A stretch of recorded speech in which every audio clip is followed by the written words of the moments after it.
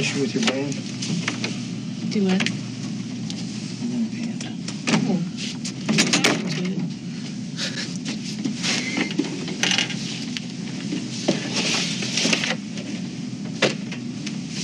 Today's date is September 19th, 2016. It is 9:39 in the morning by my watch. This will be an interview with Officer Betty Shelby in regards to an officer-involved shooting on 9/16/2016 at 2300 East 36th Street North. Case file 2016-058-561. Present with me, Sergeant Dave Walker, is Officer Shelby and represented by Attorney Scott Wood. Can I call you Betty? Yes.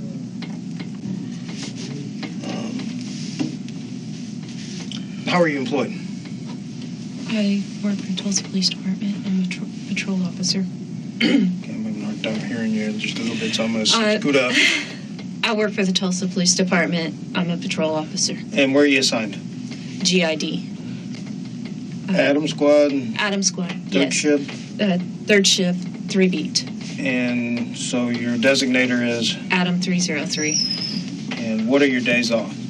Monday, Tuesday, Wednesday. Okay, and September 16th would have been a Friday? Yes. And that was a normal work day for you? Yes. Okay. What's your chain of command? Corporal C.J. Jackson, Sergeant Clay Asbill, Captain Carlisle, and Major Franklin. Okay, and how long have you been in 3 Adam? I'm starting my 2nd year. Okay. And what are the times of your shift? I come on duty at 1400. Squad meetings at 1345. But we start taking calls at 1400, and then the end of my shift is midnight. Okay. And what's your normal sleep pattern before you go to work? I get about 8 hours of sleep. And so this would have been a Friday afternoon. What time did you arrive at GID for squad meeting at 1345? I got there at 1335 because I got to get gas and get the car ready for work. And I'm glad you said car. What is your car number? 16002. And is that equipped with an in-car camera? It is. And do you have a body mic that goes with that? Yes. Okay.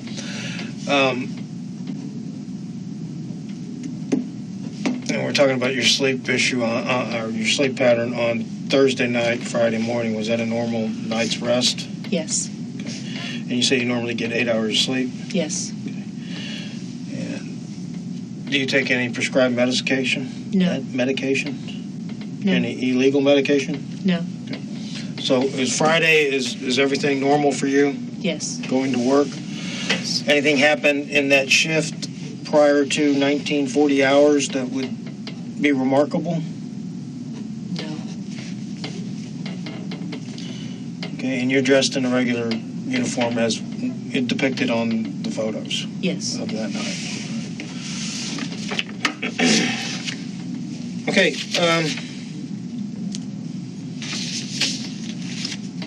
take me to where you're at prior to ending up at 2300 East 36th Street North. I'm at the division, just finishing dinner. At GID? At GID. Are you eating by yourself, or are you eating? No, Jason, Roy, and Sandy Dunn came in there just about the time I was finishing up. But I had started dinner by myself, and then they came in with their dinner and sat down. We visited for a few minutes. Okay, and I understand by checking the call notes, you receive a call, or you go to back somebody. Mm-hmm. Who do you back? Glenn Barnes, Adam 325. He's assigned a call. I think it's a disturbance or a domestic. I can't recall, but he needed a backer, so I came on to back. Okay, do you know what location that would have been? It's approximately either 300 or 600 East Seminole. 606 East Seminole Place. Okay. You leave GID. Yes.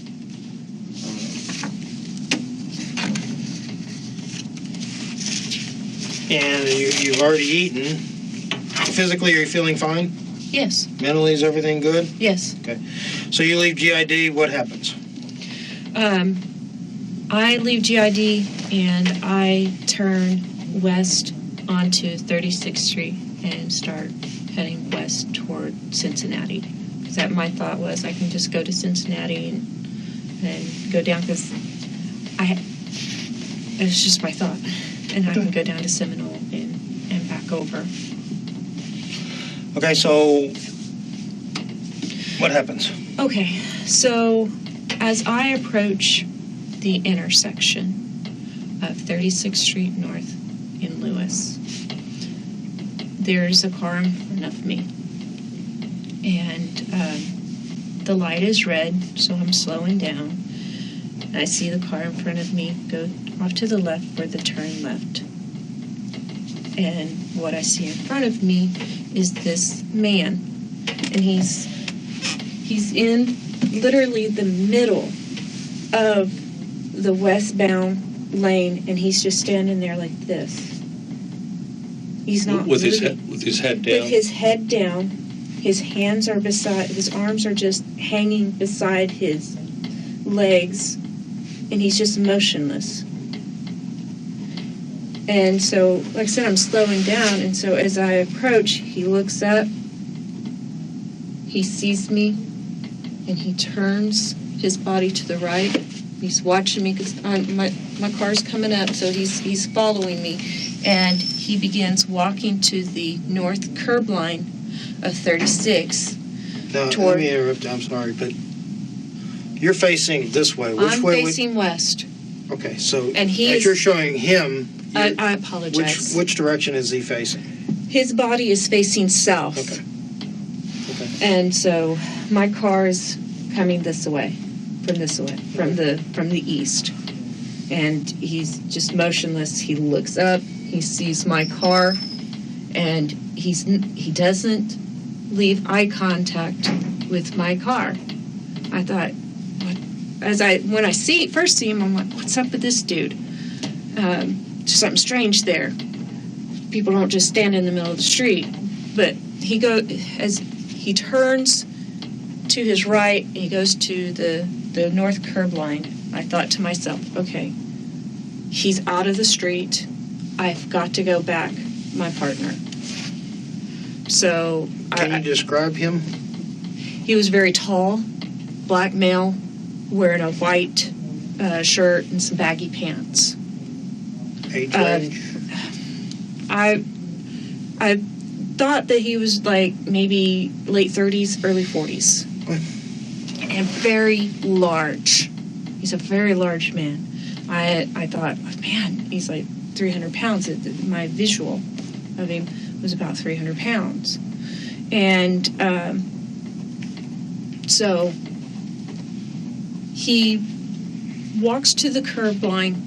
He just touches the curve of the corner where 36th and Lewis meet on the northeast corner.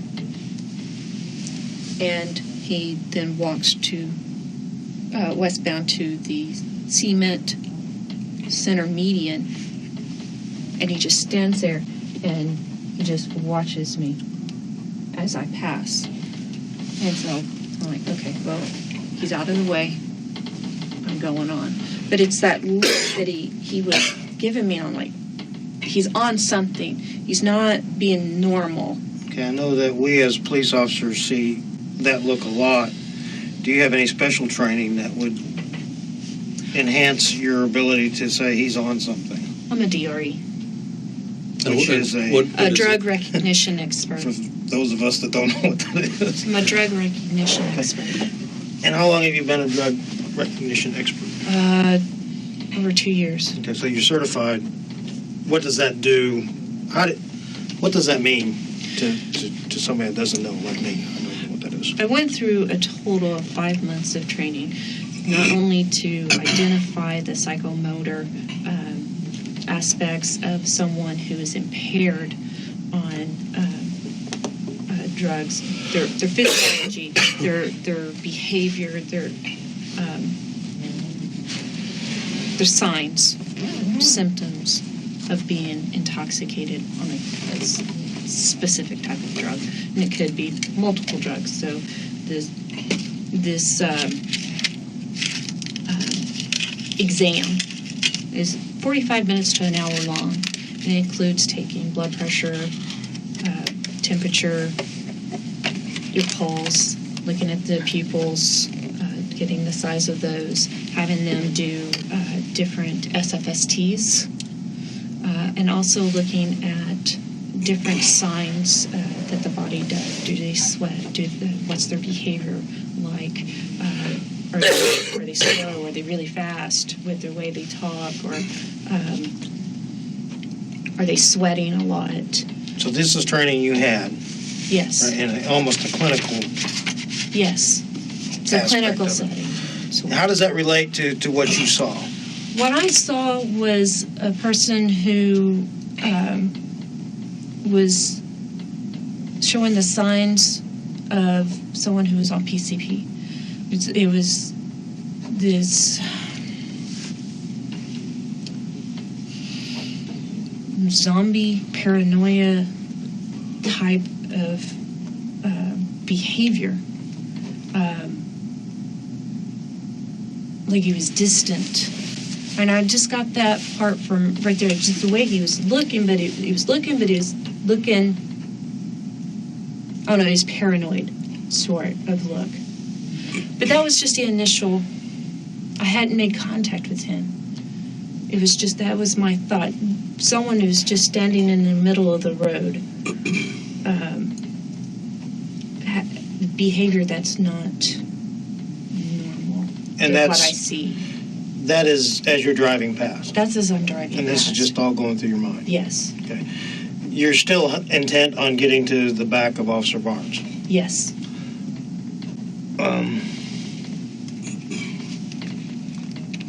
Okay, and one thing I find interesting that you say is that he acts as if he's on PCP. Is that documentable in your training, that's the way they act, or is that professional opinion that you see? It's both. It's professional opinion. Because I've seen a type of behavior before in other folks when I've gone on different calls. Okay. It's just an erratic type of behavior, and that's one of the listed signs and symptoms is erratic behavior. All right, so you're now past him. I'm past him. I've gone through the intersection of 36th and Lewis. Still heading westbound on 36. I look ahead and I see the vehicles that something's not looking right, and as I approach even more, I see that there's a vehicle canted in the road and just there. I'm like, what's up with this? So I come on the radio, because this is something I can't just pass up. It's blocking the roadway. Cars can't get by. The second thing I'm thinking, why is there a vehicle in the middle of 36th Street? This is not common. I see broken down vehicles on the side of the road, but not in the middle of the road. So I'm wondering, okay, is it broken down? Is there someone hurt inside? Is there been a drive-by shooting and someone has, over in the trees in the woods or something, There's a lot of things going through my mind about what's with this vehicle. Can you describe the vehicle? It was an SUV, white. I think it was white. But it was an SUV. I know it was an SUV. Do you notice if the car doors are open, any of them? No, there's no car doors open. Okay. So I get on the radio, and I tell dispatch that they're going to have to start another backer out of 325 because I have an abandoned vehicle in the roadway.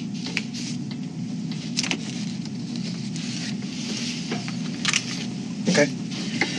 Can you give the tag number? Oh, yes, I give the tag number. Okay. What do you do?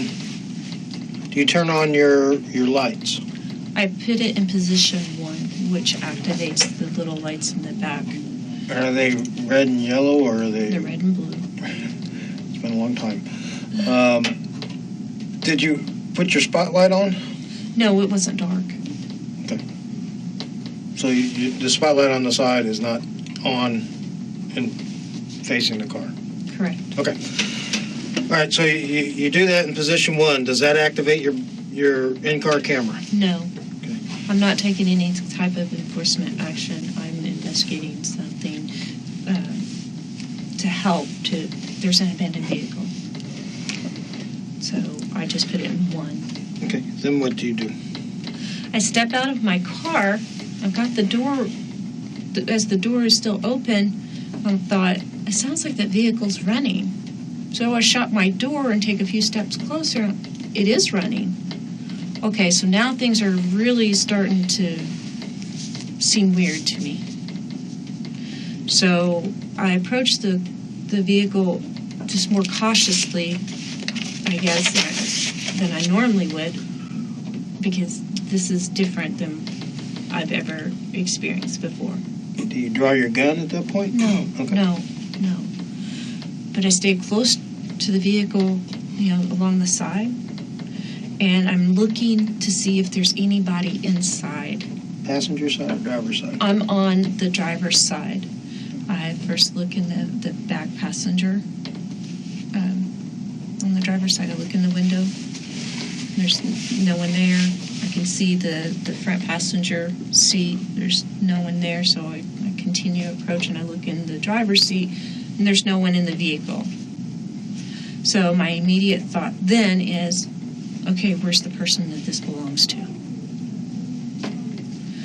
So I'm here at the door, and I turn, and I'm looking. I'm also at the same time thinking I need to go around to the other side, because I haven't seen what's on the passenger side. Because where I'm sitting and where I've been, I haven't seen the passenger side of the vehicle. Okay. So I don't know what's on the other side. So I look, I start walking, take a few steps back, I take it toward the back of the vehicle. Whenever I see the man that was just at the intersection, I now see him on the north curb line, and he's come closer to my vehicle, and we make eye contact, and so I start walking toward him, and he's making an angled across the roadway toward me. And I say, "Hey man, is this your vehicle?" And he says something, but I can't understand him. And he's still approaching. I said, "Hey man, is this your vehicle?" And he starts putting his hands in his pocket. I'm like, "Hey man, go ahead and take your hands out of your pocket, okay? Is this your vehicle?" And about this time, we're from here to maybe the door, right there, okay? Is this behind your patrol car? We are, yes. This is my car. We're on the driver's side rear bumper. Okay. He is standing right there at the rear bumper of my car. Okay. And I am about right here, 20 feet, maybe. Okay. He's facing me, I'm facing him.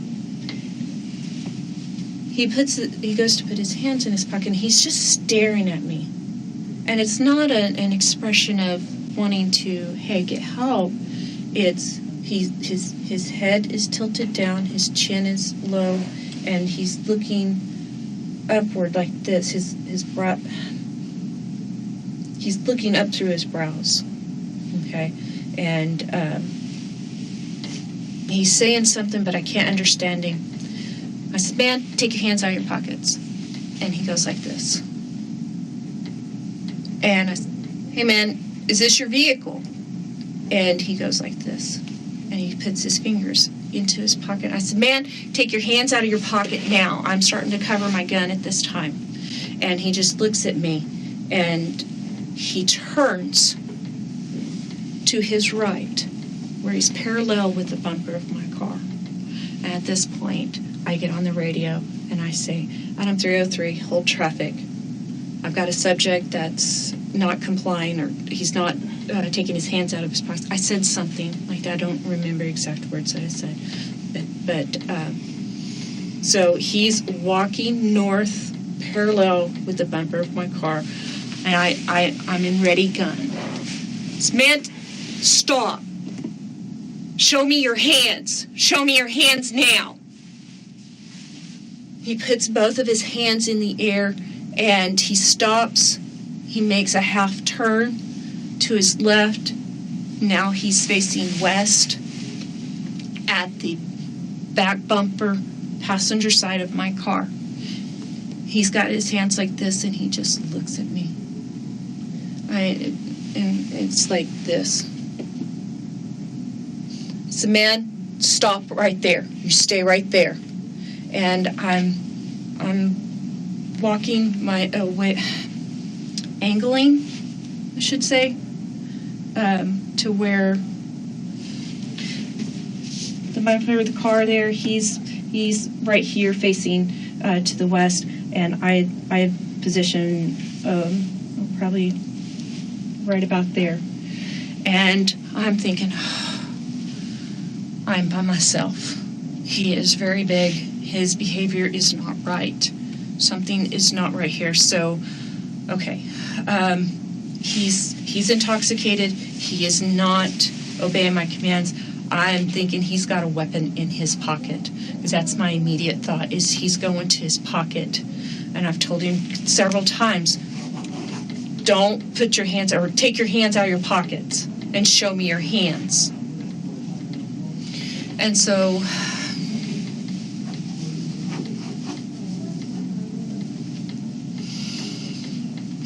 I tell him, get on your knees. Get on your knees now. And he's not doing it. So, man, get on your knees. Get on your knees now. And then he just looks at his vehicle. His hands are up. And he starts taking steps to the front of my vehicle. His hand drops to his pocket. Man, get your hands up in the air. Get them up in the air. And so he gets them back up in the air, and he's at the front of my car.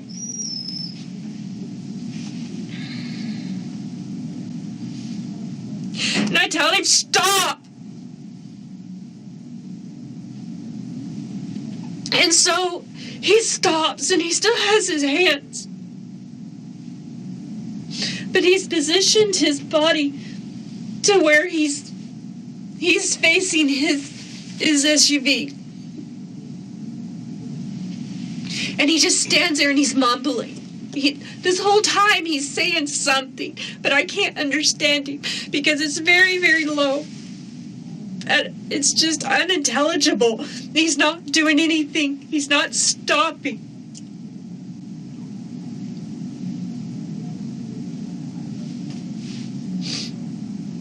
And so he's standing there. He looks at his vehicle. And he looks back at me. And I can hear there's a siren coming. And so he's been looking at me. And then I could see him look beyond me. And that he just starts walking toward his vehicle. And I said, stop! Stop right now! You need to stop! And I'm following because I don't want to lose visual on him. Because I don't know if he has a gun. I'm scared that he's got a gun in his pocket.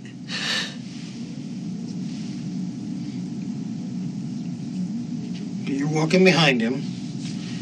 You see his hands up, and he is not stopping. He is not stopping. I've told him over, stop! Stop! Okay.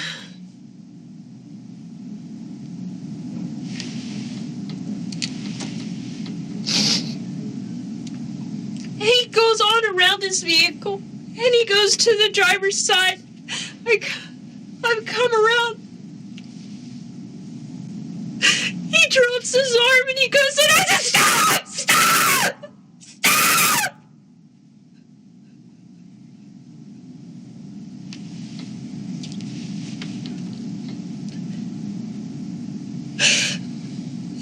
wouldn't stop. I thought he was going for a gun. And I took a target. And I shot him in the side, in the chest. Okay. Take a minute. I thought he was gonna kill me. Here, Betty, come up here and let's wipe your eyes. And you can get something to drink, okay? Let me get something to look better than. I've never been so scared. Let's take a break while he's gone, okay? Remember first.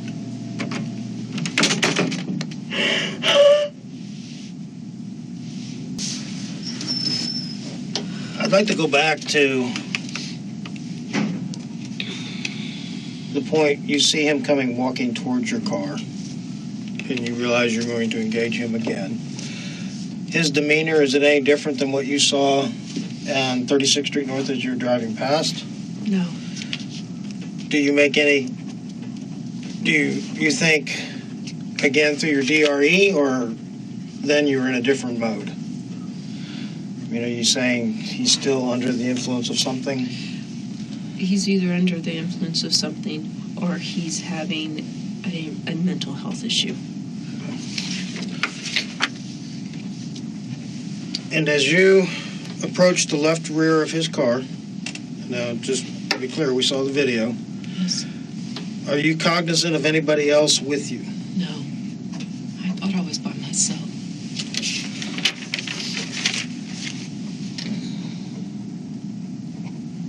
And if you can remember, as you demonstrated here, you were saying stop. Yes. Are those the words you remember saying? Yes. As you relived it right here, was that what was happening? Yes. You fired one time. Yes. What was his reaction? He stopped. And then he fell. He did like this, and he fell. Okay.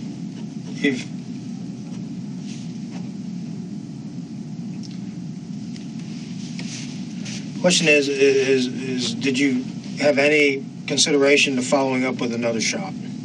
No, because the action stopped. Okay, so the one shot did what you meant it to do. Correct. I only used the force that I needed to stop.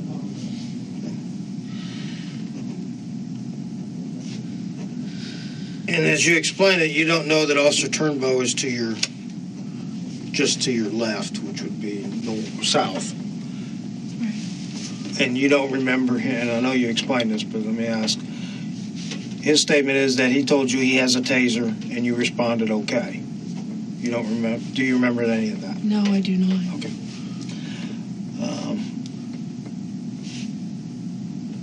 Do you remember looking at the backdrop? I remember that the vehicle was there. His vehicle. His vehicle? There was nothing beyond where I was seeing. Okay, so everything that you could see beyond him was not a human. Correct. Okay.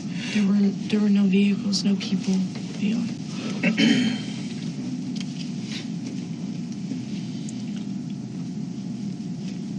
Was your shot intentional? Yes. And why did you shoot? Because I was in fear of my life. I thought he was going for a gun. He dropped his arm and he lunged inward. And could you see that when his lunging inward broke the plane of a window? Yes. So his window was...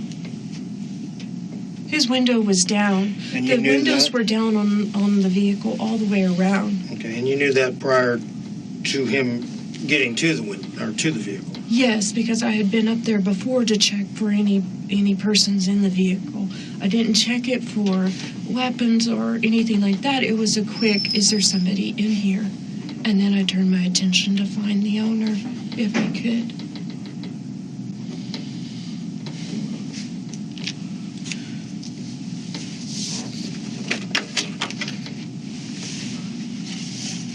When were you first cognizant that you had other officers with you? After the man had went to the ground and there was blood coming from his side, I then took a breath and I looked to my left and there was Turbo. What actions did you take after that? I looked back and I just continued to hold my position, and Turbo said, "You need to put your gun away." Speak up a little bit, I'm Betty. sorry. Because it's important that we get all this recorded. I looked back at Turnbow, and then I looked back at the scene ahead of me. I still had my gun drawn, and Turnbow said, "Put your gun away." And so I put my gun away. He said, "We need to go back here to the back of the car." And so he led me to the back of the car, Okay. of my car. As you are continuing to cover the person that's down, do you say anything that you remember? I said, "I shot him."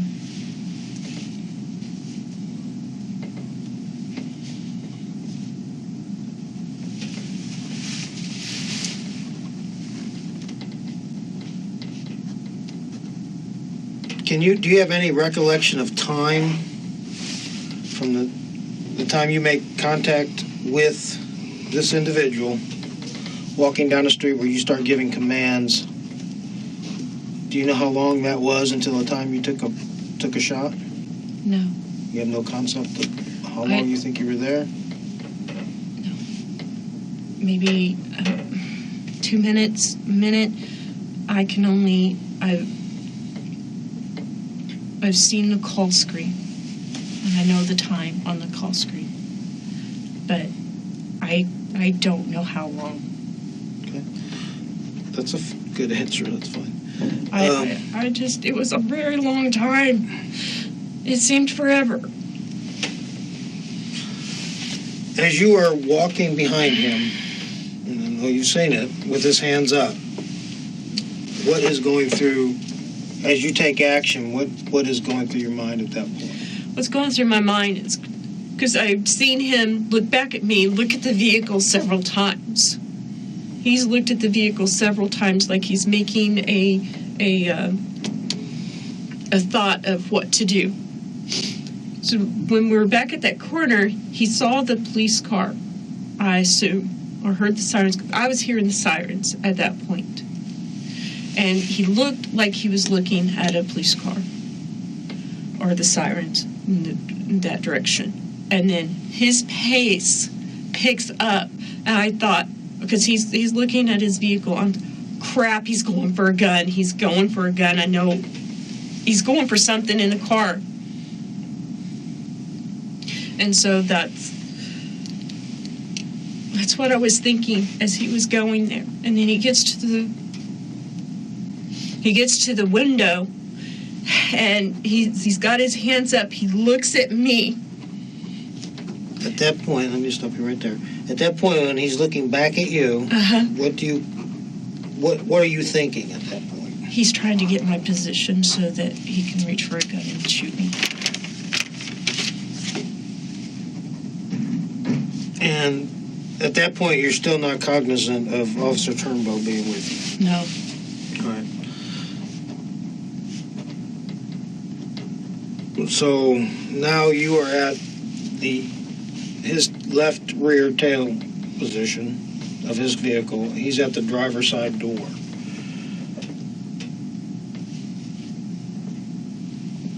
For ballistic cover, what is your thinking on that?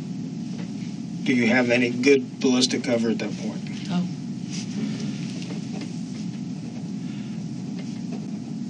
And for you to get to ballistic cover, what would you have had to have done?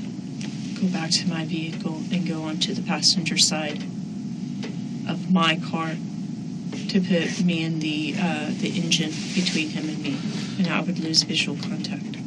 And that was something you were unwilling to do? Correct. I didn't want to lose visual contact with him.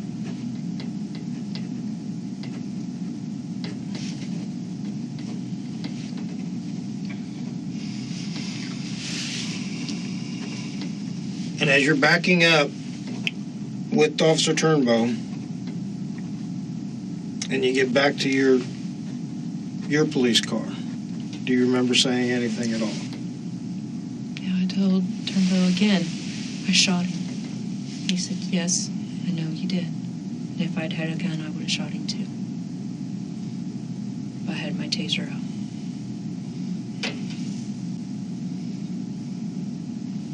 Without knowing, and if you, at that point, do you know that Officer Turnbow tased him? No. Do you think there was an opportunity to use a taser? Do you have a taser? Are you equipped I do with a have taser? a taser. At the opportunity that you take your shot, would it have been feasible for someone to use less lethal at that point, in your mind? No. And why not? Because there wasn't time to do less lethal. In my mind, he was going for a gun, and you don't tase someone that has a gun that's going to use it on you. Okay.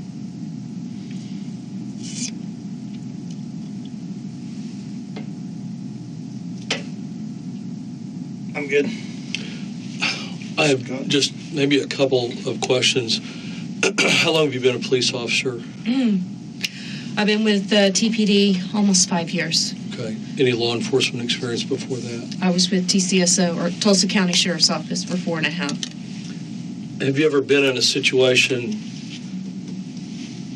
or been trying to recognize behaviors of people who are carrying concealed weapons? Yes. Have you ever utilized that knowledge or expertise prior to September 16th, 2016? Yes. Have you, tell me about that just briefly. In 2009, I was working with Tulsa County Sheriff's Office, and every year the deputies work the fair. Our job is to go up and down the midway and to respond to any incident. So basically it's security with law enforcement action if needed.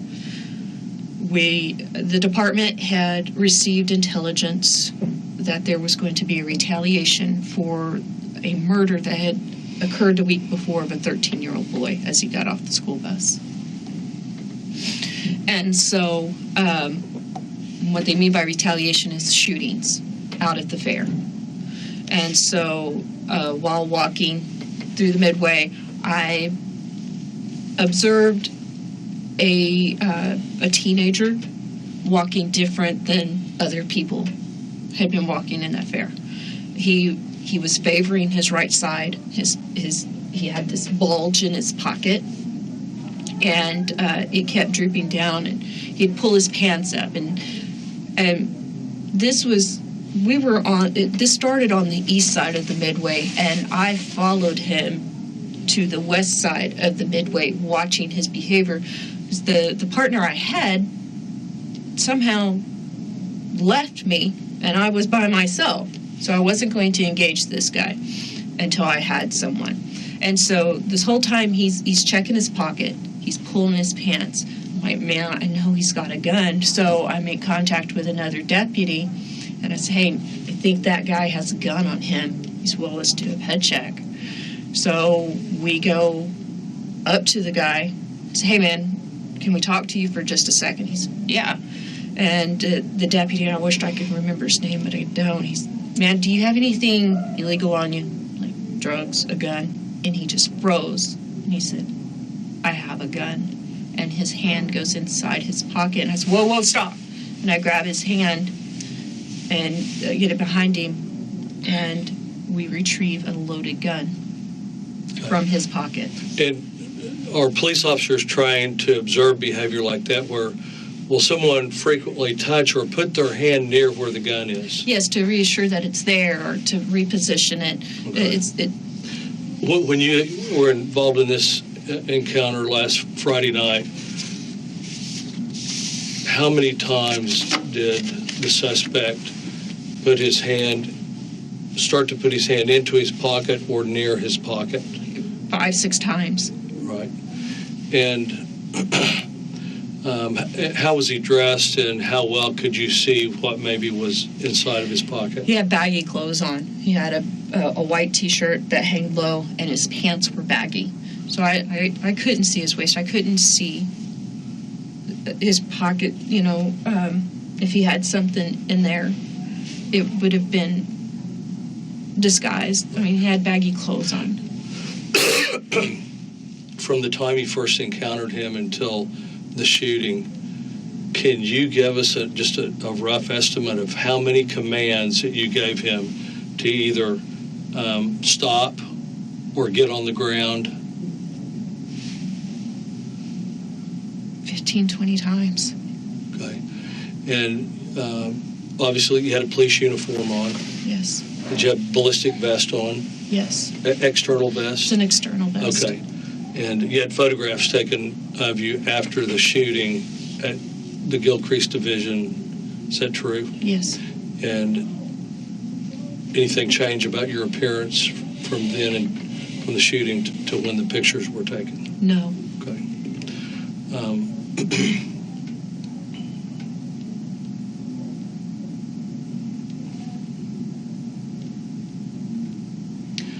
Have you ever had anyone who completely disobeyed commands you were giving them while at gunpoint?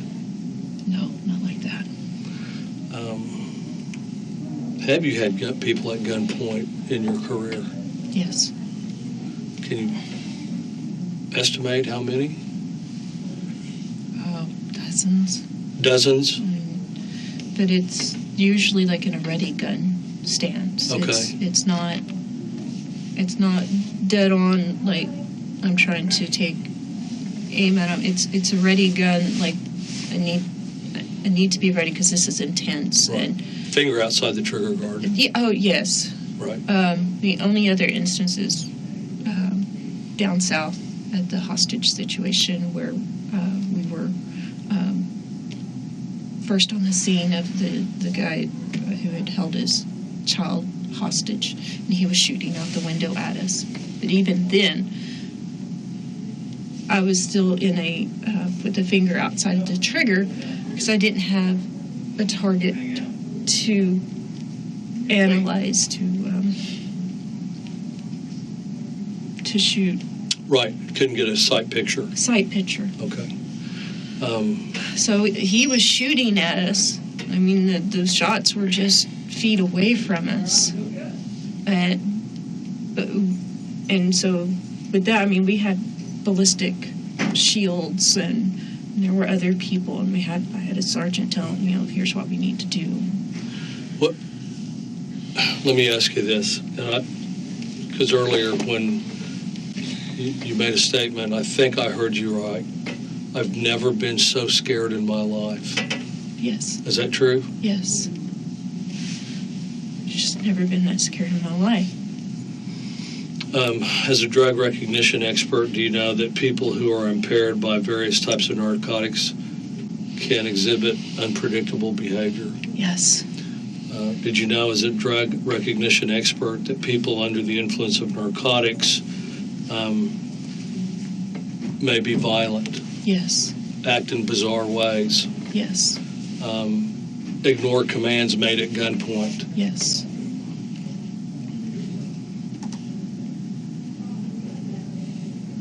There's a number of things he could have done if he got to that truck, into the driver's seat.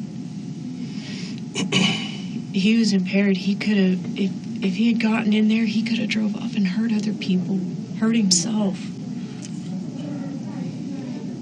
Okay, I think that's all I have, Sergeant. You have anything? Yeah, I need to follow up with the gun you use. Is that departmental issued? Yes. Was the ammunition departmental issued? Yes. Okay, if you're good, I forgot that. I'm sorry. Should have been at the front end of this. Okay. But I can fix that with a computer. It's 10:25. Hang on.